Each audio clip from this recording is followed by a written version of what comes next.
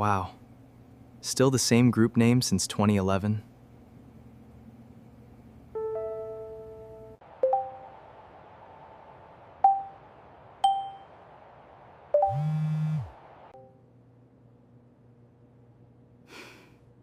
Hard to believe it's been 10 years already.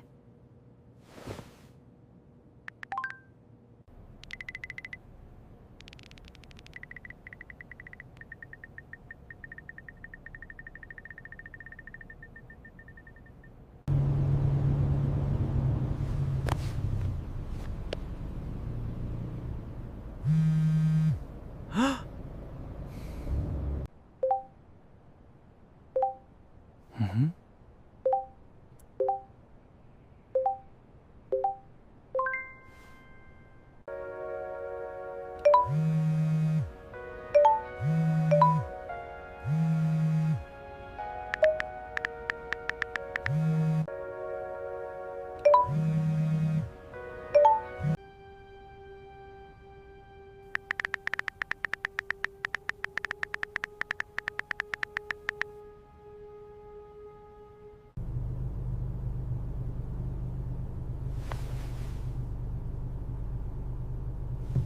Huh. The group chat has had the same name since 2011. Central class of 14, do not delete. 41 people. Nobody's left it in over a decade because leaving would require an explanation and staying costs nothing but the occasional notification you swipe away without reading. You're in a Target parking lot when it buzzes again. Someone posted a photo from the reunion planning meeting, folding chairs in the gym, a banner that still says Central High School 10-year reunion even though it's technically been 11. Beneath the photo, a comment thread you weren't part of. Anyone know what happened to you-know-who? Heard they're still bagging groceries somewhere? LOL, seriously? Thought they'd be like a lawyer or something. Nah, I saw them at the Target on Route 9 like 2 months ago, still wearing the vest. You look down at your own chest. You are, in fact, wearing a vest. Navy blue, your name embroidered on the left side in white thread that started to fray at the second letter. You close the app. You have $6.3 million. Nobody in that chat has ever asked you directly what you do. They didn't need to. Somebody saw you at a Target 18 months ago working a shift you picked up covering for a coworker, and that single sighting became the permanent record. The way memory works in a group that stopped actually talking to each other around 2016, one data point becomes the whole file. You could correct it. You've thought about correcting it maybe 4 times a year since that comment thread started making the rounds, resurfacing every time someone gets engaged or has a kid, or plans a reunion nobody quite commits to attending. You never do. Partly because the group chat isn't really a place people go to be corrected. It's a place people go to confirm what they already decided about each other around age 17 and never revisited. Partly because the version of the truth you'd have to give them doesn't fit in a text bubble, and starting that conversation feels less like clarifying a fact and more like reopening a door you closed on purpose. So the vest stays the story. What high school actually decided about you. Here's the thing nobody in that chat remembers accurately, though they'd swear otherwise if asked. You weren't the class clown or the quiet genius or the one voted most likely to end up somewhere impressive. You were the middle, solid grades, no drama, a handful of close friends who mostly scattered after graduation the way most friend groups eventually do. If anyone from that chat had been asked in 2014 to predict your future, they wouldn't have predicted much of anything, because they hadn't paid you enough attention to form a real guess. That's the part that makes the Target sighting land so easily as fact. Nobody had a competing story to overwrite it with. You were a blank enough page in their memory that one photo, one comment, one secondhand sighting was enough to fill the entire space. It's strange, thinking about it now, how little evidence it actually takes for people to feel certain about someone they haven't spoken to in a decade. 41 people, and not one of them thought to just ask. Here's what the vest is actually covering. You do work at Target, 14 hours a week, usually weekends, stocking the same 3 aisles you've stocked for going on 2 years now. You don't need the job. You took it 18 months ago on a Tuesday that felt exactly like every other Tuesday because you'd been sitting in your house for 4 months since leaving your actual career and had started to notice something uncomfortable happening to your days. They'd gone shapeless. Nothing wrong was occurring technically. You just didn't recognize the version of yourself who had nowhere specific to be. The job gave the week a shape again. Simple as that. A shift, a task list. A manager named Priya who has no idea what your bank account looks like and treats you exactly the same as the 19-year-old working the register 2 lanes over, which is precisely what you wanted from it. You've never told Priya either. There's a specific kind of relief in being underestimated by people who have no reason to think twice about you. Nobody at that store asks you anything past what shift you're covering next week. It's the most restful set of relationships you've had in years, and the vest is the entrance fee. The 12 years nobody saw. The $6.3 million came from somewhere unglamorous, which is probably why nobody in the group chat would believe it even if you told them. 12 years of a career most people at that reunion barely remember you having because you never talked about it much even back then. A modest starting salary that crept up slowly, unremarkably, year after year while you did the thing almost nobody at 17 believes is the actual mechanism. You kept most of every raise instead of spending it, put it into the same handful of boring funds, and left it there. No dramatic story. No stock that 10-bagged, no inheritance, no lucky break, no single decision anyone could point to and say, that's the moment. Just 12 years of not doing the thing everyone around you was doing, which was upgrading the apartment and the car and the vacation every time the number on the paycheck moved up. You remember the specific year it started, more or less. 23 years old, a coworker at your first real job describing almost proudly how much house he'd just qualified for. You remember doing quiet math on the drive home that night. The kind of math that doesn't feel dramatic in the moment but ends up being the whole story in retrospect. You decided somewhere around a red light that you weren't going to play that particular game. Not out of superiority. Just a private, stubborn instinct that the game itself might be rigged in a way most people didn't notice until it was too late to matter. You kept the same apartment for 6 years, drove the same car for 9, took vacations that fit inside a budget instead of a paycheck. Somewhere around year 9, the account crossed a threshold that used to feel theoretical. You didn't tell anyone then either. You've never told anyone actually in any real sense. Your parents know a version. A close friend or two knows a rounder, vaguer version. The number itself, the actual $6.3 million, exists in full only inside your own head, and a handful of account statements nobody else has ever opened. The year the shape disappeared. You left the career 18 months ago, the same season the vest showed up. Not because anything went wrong. The job had simply, quietly, stopped requiring anything from you that felt worth the hours it was taking. You'd built enough that continuing to work it felt less like progress and more like a habit you hadn't examined closely enough. So you stopped, and then you sat with the specific problem nobody warns you about when the goal you spent over a decade working toward finally arrives.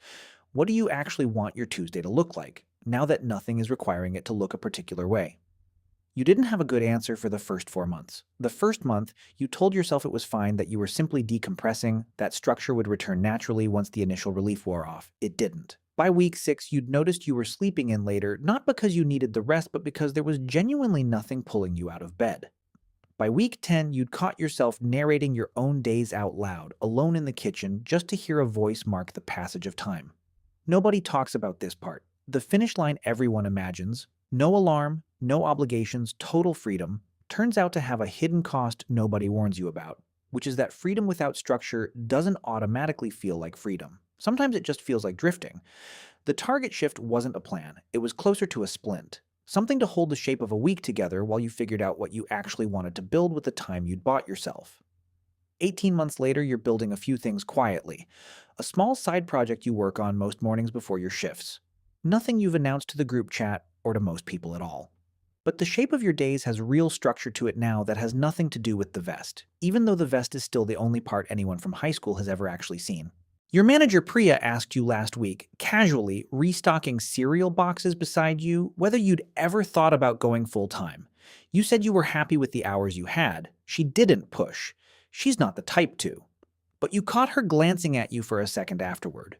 The specific look of someone doing quiet math about a person who clearly isn't struggling the way a 14-hour-a-week retail job usually implies, but who also isn't in a hurry to explain why. You let the moment pass. This happens more than you'd expect. Small instances where someone in your actual daily life almost asks the real question, gets close enough that you can feel it forming, and then doesn't. Because there's no polite version of why does someone with your composure need this job that fits inside a conversation about cereal placement. You've gotten good at letting those moments pass without either lying or explaining. A shrug, a change of subject. It's a specific skill, and you didn't know you'd need to develop it until you found yourself needing it fairly regularly. The coworker who almost guessed. There was one moment, about 8 months in, that came closer than any other to the truth actually surfacing. A coworker named Desmond, 20 and saving for community college, was venting one slow afternoon about a car repair he couldn't afford. The specific exhausted frustration of someone doing math that never quite comes out even. Without really deciding to, you offered to help. Not the full amount, a few $100s framed carefully as something you could spare this month. Nothing that would raise a real question. He thanked you, visibly moved, and said something that stuck with you longer than he probably intended. You always seem like you've got more figured out than the rest of us. Like you know something we don't. You laughed it off, told him it was nothing, that anyone would have done the same, but driving home that day, you turned the comment over more than once. He wasn't wrong exactly. He just didn't know how literally true the sentence was, or how much distance actually sat behind the version of you he saw every Saturday in the stockroom. You didn't correct him either. You've noticed by now that this has become something close to a pattern. Your sister knows the real number. She's the only one. She found out by accident 3 years ago, glancing at a laptop screen she wasn't supposed to be reading over your shoulder, and you decided in that moment it was easier to confirm what she'd seen than construct an elaborate story to walk it back. She hasn't told anyone. Not because you swore her to secrecy in some dramatic way, but because she understood almost immediately, without you having to explain it fully, why you weren't advertising it. She's the one who sent you a screenshot of the group chat comment thread, the one about the Target vest with a single line attached. They have no idea. You replied with a laughing emoji which felt like the correct weight for the moment, even though something underneath the joke sat slightly heavier than the emoji suggested. Because she's right. They genuinely have no idea. And the strange part isn't that they're wrong about the vest, it's how completely fine you are with them staying wrong.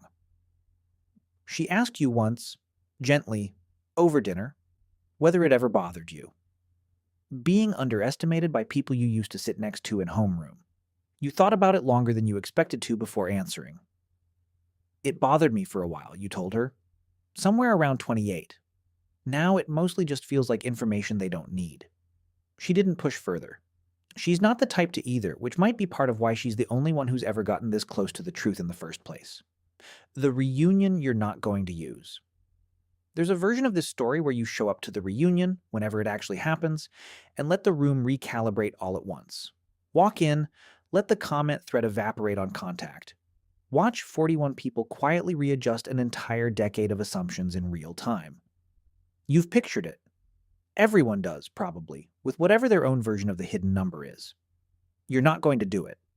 Partly because the reunion, when it happens, will be exactly what it always is. A room full of people performing enthusiasm for each other for 3 hours before going back to lives that don't intersect with yours in any meaningful way for another decade. The correction wouldn't actually change anything real. It would just give 41 people a new fact to gossip about instead of an old one. But mostly because you've noticed something in the 18 months since the vest became the story. You don't need the correction anymore. There was a version of you, maybe 5 or 6 years ago, who would have wanted it badly. Wanted the moment where the assumption gets shattered and everyone has to reconsider. That version of you was still building the number, still checking it too often, still somewhat organized around what it might eventually prove to people who doubted you back when doubt was cheap and easy to hand out. That's not who's standing in the cereal aisle anymore. You've thought sometimes about what actually changed between that earlier version of you and this one. It wasn't a single moment. It was more like erosion in reverse. Something being built up slowly, year over year, until one day you noticed the need for validation had quietly gone missing. The way you notice a headache is finally gone only well after it's already left. Here's what actually changed somewhere in these 18 months that you didn't expect. The number stopped being something you were building toward proving.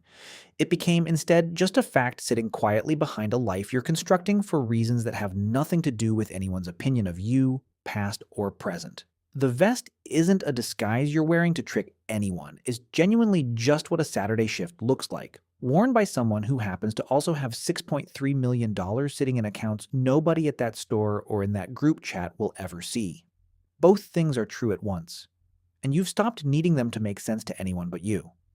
Your old classmates think you never made it. You've made peace with letting that be their whole understanding, because correcting it was never actually going to give you anything you're currently missing. Priya asked you again a few weeks later, half joking this time, if you were secretly a millionaire moonlighting for fun. You laughed, genuinely, because it landed closer to true than she could possibly have meant it. Something like that, you said. She laughed too, assumed you were joking back, and went back to the pallet of paper towels you were both unloading. You didn't correct her either. Not because you were protecting some elaborate secret, just because the moment didn't call for it, the same way most moments don't, and you've finally reached the place where that distinction between what's true and what actually needs saying out loud feels less like hiding and more like the ordinary texture of an ordinary life. What you'd tell 17-year-old you. If you could sit across from the version of yourself who walked those hallways in 2014, the one who had no idea what any of this would eventually look like, you're not sure you'd tell him the number at all. You think you'd tell him something smaller and more useful. That the people who decide who you are at 17 are working with almost no information, and they'll keep working with almost none of it for the rest of their lives unless you hand them more, which you're allowed to never do. That the quiet, unremarkable decisions, the ones nobody in a group chat will ever notice or mention, are the ones that actually build something, while the visible ones mostly just build a story other people tell about you. And that eventually, if you're patient enough, the need for anyone to update that story stops mattering nearly as much as you'd expect it to at 17, when the whole world still feels like it's watching. He wouldn't believe you. Nobody that age ever does. But you think he'd at least remember hearing it? The way you still remember, faintly, sitting in that gym for pep rallies, wondering what anyone in that room would eventually become. None of them, including you, had any real idea.